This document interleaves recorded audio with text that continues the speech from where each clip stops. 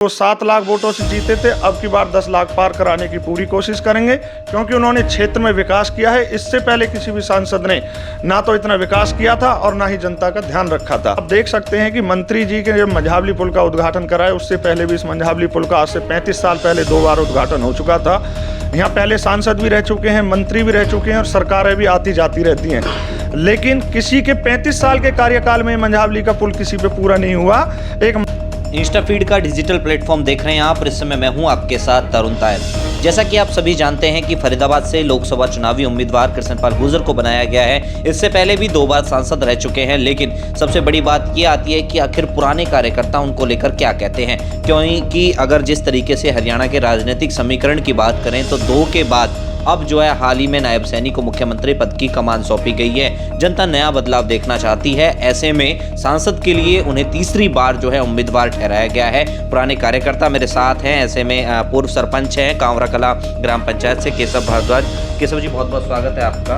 बहुत बहुत धन्यवाद तरुण जी, नमस्कार। आपका भी स्वागत है ग्राम पंचायत कांवरा में पहुंचने पर, और बार बार आप हमारी बात को रखते हैं बीच में और आप लोगों से मिलते रहते हैं, उसके लिए बहुत बहुत धन्यवाद। जी सरपंच साहब, किस तरीके से देखते हो तीसरी बार जो है लोकसभा और चुनावी उम्मीदवार जो है कृष्णपाल गुर्जर जी को बनाया गया है बीजेपी के द्वारा? आपके माध्यम से, वैसे तो मैंने अपने फ़ोन से और मंत्री जी को वैसे सबको बधाइयाँ दे चुका हूँ, लेकिन आपके माध्यम से भी मैं अपने प्रिय सांसद और भारी उद्योग मंत्रालय के कैबिनेट मिनिस्टर कृष्णपाल गुर्जर जी को हार्दिक शुभकामनाएं देता हूं और सेंट्रल का भी धन्यवाद करता हूं कि क्योंकि हमारे मंत्री जी उनकी उम्मीदों पर खरे उतरे हैं और उन्होंने हैट्रिक की तैयारी कर दी है।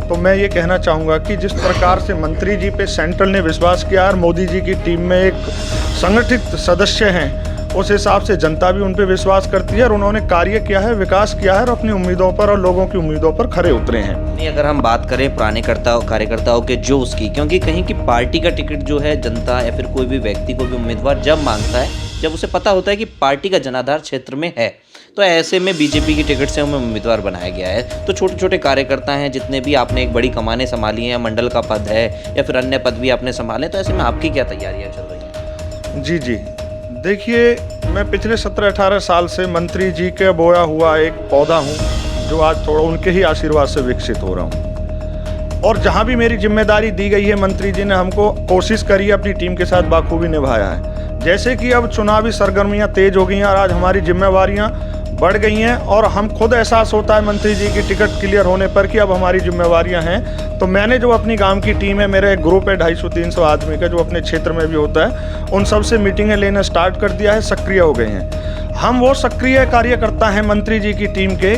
कि जो दिखावा नहीं करते, पीछे से जड़ से काम करते हैं। क्योंकि देखिए, हर कार्यकर्ता की एक पसंद होती है, कार्य करने की शैली होती है। मेरी कार्य करने की शैली मजबूती से और धरती से जुड़ के है, ना कि फ्रंट पे जाके और नंबर बना के। ऐसा नहीं है कि जो नंबर बनाते हैं वो कार्य नहीं करते, लेकिन हर व्यक्ति का, जैसे एक खेत में एक किसान, उसका फादर अलग तरीके से काम करता है और बेटा अलग तरीके से काम करता है, ऐसे ही हर कार्य का एक तरीका अलग अलग होता है। हम मंत्री जी की टीम के जुझारू सदस्य हैं और अपनी जिम्मेवारी को समझते हैं। आज हम मंत्री जी को मजबूत बनाने के लिए, पहले वो 7 लाख वोटों से जीते थे, अब की बार 10 लाख पार कराने की पूरी कोशिश करेंगे, क्योंकि उन्होंने क्षेत्र में विकास किया है। इससे पहले किसी भी सांसद ने ना तो इतना विकास किया था और ना ही जनता का ध्यान रखा था।